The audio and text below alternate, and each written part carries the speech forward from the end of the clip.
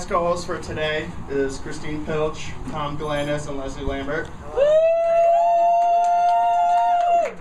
And I'm Alfonso Santinello, and welcome to the surprise live taping.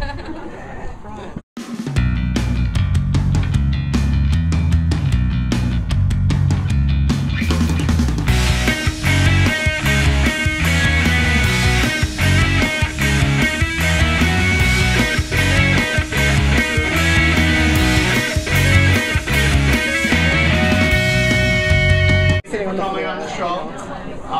You know, the podcast episode we shot here at Westfield with Morris, Kelly, and Jacqueline was great. It actually is in the top 10 episodes of all time. Famous jicking Jacqueline? Yeah, I think Jacqueline just started it off right. And so thanks for watching and thanks for coming on, guys. And but if you haven't ever seen the show, what we do is go over hot topics pre-selected, and we just kind of go over and put our opinions on. First off, Facebook is launching this group buying prototype. It's currently testing a new feature called Buy with Friends, which allows users to get discounts on virtual goods purchased by their friends. I think this is kind of a rival for Groupon.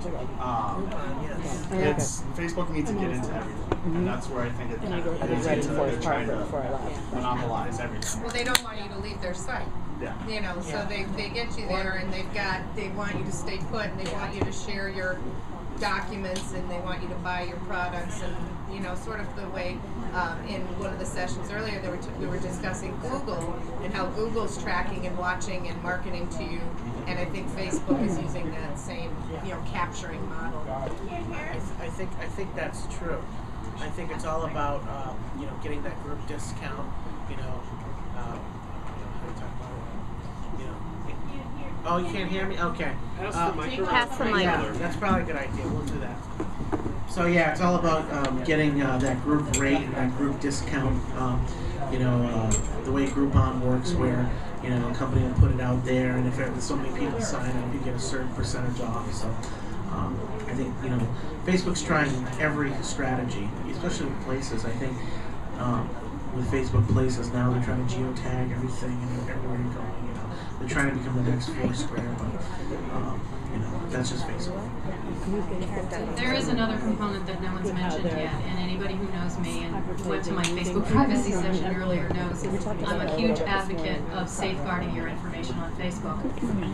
Think about what you're doing when you're giving Facebook the tracking ability to know what you're buying. You're contributing to the database of information that they're building about you. You're voluntarily turning over this privacy. What is Facebook eventually going to do with this huge database of information that they're compiling about you? No one knows. Facebook might even not have a vision for that yet, but I'm just not willing to contribute any more than I already have voluntarily, so I'm going to choose to not participate in this. I also don't like sites across the web because I don't want Facebook to know what I like and where I'm shopping. That's just personal choice. But I urge you always, when these things roll out, to consider the privacy implications. Next topic is the big Verizon iPhone, and we're going to go over the total cost of switching over if you have AT&T and if you are a Verizon customer and you want to switch over. So basically, if you bought your iPhone before June 2010, and there's an early termination fee of $175, less $5 for each month that you paid AT&T for your current contract. If you buy your iPhone after June 1st, your early termination fee would be $325 minus $10 for every completed month. So if you're going to switch, you might as well just take out a loan. Buy a Subaru. Yeah.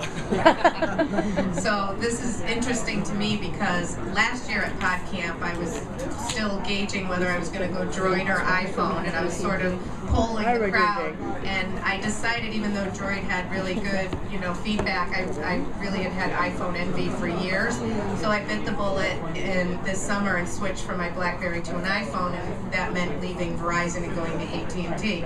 And of course, everyone with Verizon can thank me because I'm thinking it's the car. I'm the reason why Verizon has an iPhone now. I think it's me. So, because as soon as I switched, so it's interesting, but I'm not going to switch back because of the fees. You know, the service is better with Verizon. My phone service kind of sucks with AT&T, but I'm not paying the fees. I'll just, and I don't really like to talk on the phone anyway, so just email me. Yeah, you know, I mean, the whole take I have on the whole iPhone 4 going to Verizon is it's just another way for Apple to, you know, further get their reach out there. You know, they have a good product with the iPhone, but again, there's some, yeah. Didn't expect you to address me so quick.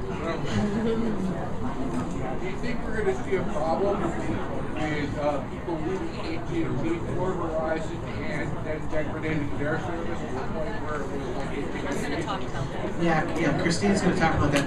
But yeah, the only thing I would like to add is, you know, as far as the iPhone, the one caveat that I have is just it doesn't support Flash on some of the other websites, you know, and that's a problem. But I noticed that some of the newer tablets, like the Galaxy Tab and some of those other ones, they are supporting some of those newer technologies. But I know Apple is backing HTML5 and just, you know, the pure websites. So, you know, hopefully we'll see sites converting over from Flash to those more compliant, so you can view them with your iPhone or your iPad. But you know, it's a give or take kind of thing. You know, we live in a PC and a Mac world now. It's not just a one-sided kind of you know, platform. So here's Christine. I'm a Droid user, and for me, there was no choice. I had to get a Droid if I wanted a smartphone because AT&T doesn't work where my home office is. So Leslie is the one here at the table who has the most information about iPhone. I can't offer an opinion. I think they're both great platforms. But in order to answer the gentleman's question who's standing over on the side there, just yesterday, Verizon released a PDF on their site that somebody found, and it's talking about reducing the pipe, the usage of the unlimited data plan for Verizon's top customers. And they're going to roll this in when the iPhone comes over. But there's no more information than that. No one knows who those top 5% are going to be, who are going to be squeezed through that pipe. No one knows what the criteria is going to be to get you into that reduced usage pipe. So that's a concern. And they're saying that they're going to do this. They're blaming actually the iPhone users because you guys have such an attractive app library and you're using your apps all the time, that they're claiming that the iPhone users coming might start choking the Verizon network just like the AT&T network, and this is going to be their proposed answer to reduce you and put you through a little filter through a pipe. So we'll see how that works out. Yeah, well, I heard, you know, a lot of people that, because it was yesterday or the day before where you got if you're already a Verizon customer, you can go and pre-order for the iPhone. And I thought it was kind of funny that we had that huge snowstorm that if it got delayed one more day around here, people probably would have started going a little crazy. But for me, the first generation of anything, I never get just because it's always going to be something. Even though it's iPhone 4, it's the first generation for Verizon, things are going to go wrong. I'm just going to wait till summer when iPhone 6 comes out. Next up, YouTube is going to start integrating Facebook and Twitter comments. They bought a company, of course Google bought a company. They bought a startup called Flick to design to aggregate more conversations about videos happening on Facebook and Twitter. So they're pretty much adding comments to YouTube in real time. Yeah, we did kind of a thing. I think that's kind of cool. It's going to make your videos a lot more, you know, content rich, and you're going to get a lot more feedback, I think, instantly from your viewers as to what they are liking or want more of. Yeah, I mean, I definitely agree with Leslie on that. It's definitely going to make the YouTube videos a little more interesting. I wonder if Twitter's going to do anything to kind of counter that in terms of, coming with a site called TwitterTube or something like that. You'll be able to streaming comments and videos, or you'll be able to search on for certain. Well, if I had time, I'd look after that. But yeah, maybe you can search, YouTube for a certain hashtag that would correspond to Twitter to get that particular kind of content you're looking for. I don't know, I'm kind of on the fence about this one because there aren't a whole lot of comments on YouTube videos as it is. So I'm not sure how much people are talking about videos in the other channels anyways. Plus, anything that is restricted from everybody on Facebook isn't going to be able to be pulled into the feed on YouTube anyways. So I don't know. I'm not convinced that this is going to really be a big deal and make any difference at all. I agree with that. I think it's just going to be one of those passing movements where it's like, oh, it's there. Next up, LinkedIn is the first social network to go public. There's a lot of, I don't want to know what to say if it's controversy, but there's a lot of pros and cons to this, I guess you could say. They're hoping to raise pretty much $175 million because they're broke and they don't have any money. And, but due to the high status of the IPO, they're expecting to raise more than $175 million.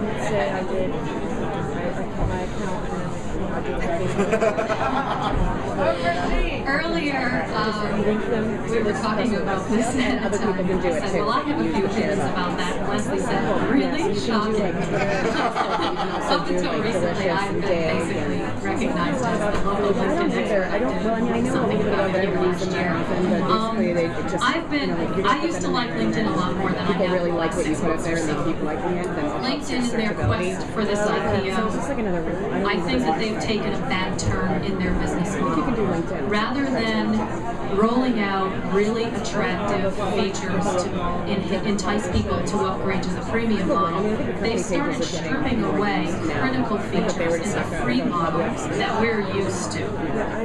And that's really frustrated me. Now, for instance, on your homepage, if you want to see who's viewed your profile, the only way you can look at that is if you release your personal information so everybody else can see that you've looked at their profile. They've made a lot of things like this. They've really stripped down their search. They've stripped down a lot of things. They rolled out something yesterday called probably my most neglected about enhanced its keywords and the specialties. So you can add your specialties. So I got all excited about it. I'm like, wow, LinkedIn is rolling out this new feature that could be really useful. But when I went in and checked it and searched on social media, it brought up the top 15 usual suspects of social media on the internet, all the names that we already know. So if anybody's searching for social media, who's going to get the business? LinkedIn has become very incestuous, and they're stripping away things, and I think that they're going to implode. That's my opinion. I don't see as much value in LinkedIn now as I did last year at PodCamp.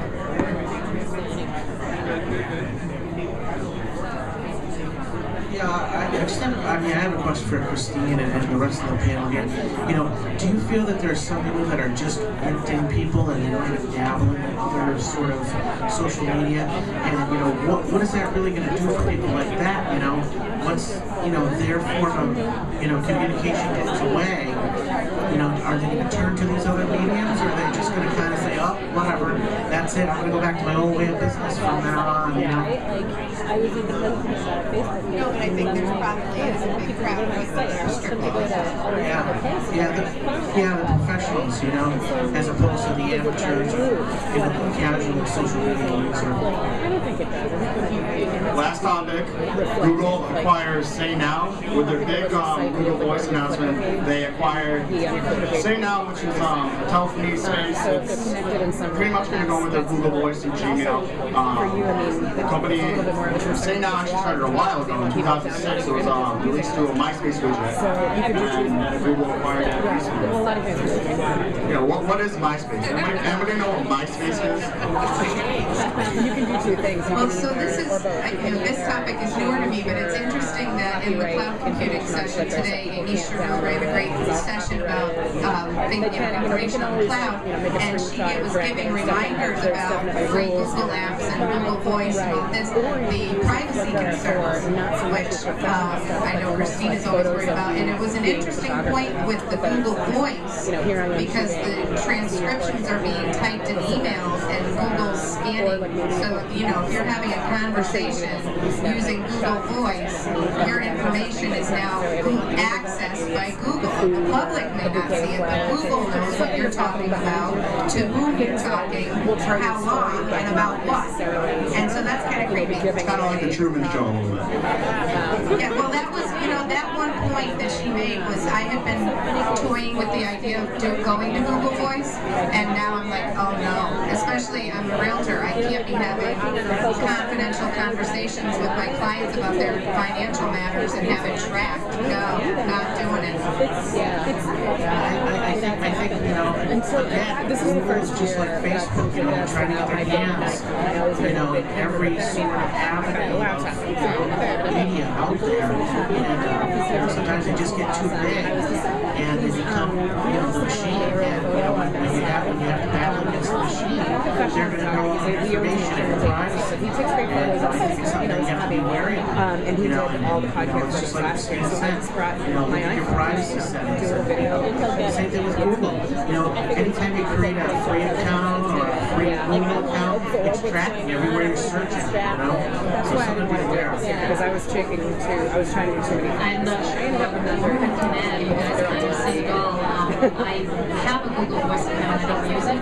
I signed up for it because I know I should have it because someday it might have some practical application. But I didn't understand it, and it was very frustrating to me the first week I used it, because all of my traditional voicemail coming into my Droid was going into Google Voice instead, because I had missed a setting in the setup. And so it basically hijacked my cell voicemail, and then someone sent me straight on that but yeah, I wish I had gone to that cloud computing session now, because that is a huge privacy risk.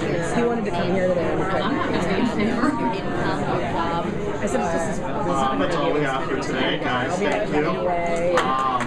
I don't know if you want to go around and give your Twitter name and stuff if they want to follow you guys. I'm Leslie Lambert, and on Twitter I'm Leslie Lambert. And it's LESLEYLAMBERT.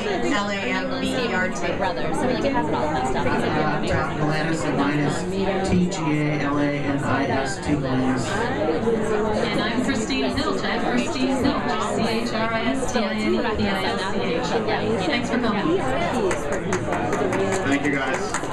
You can go back to you now. Cambridge Credit Counseling is a nonprofit credit and housing counseling agency located right here in Western Massachusetts. Our certified counselors can help you plan to pay off your credit card debt, explore your foreclosure options, and help you understand if a reverse mortgage is right for you. Call us at 1-800-CAMBRIDGE to learn how we can help.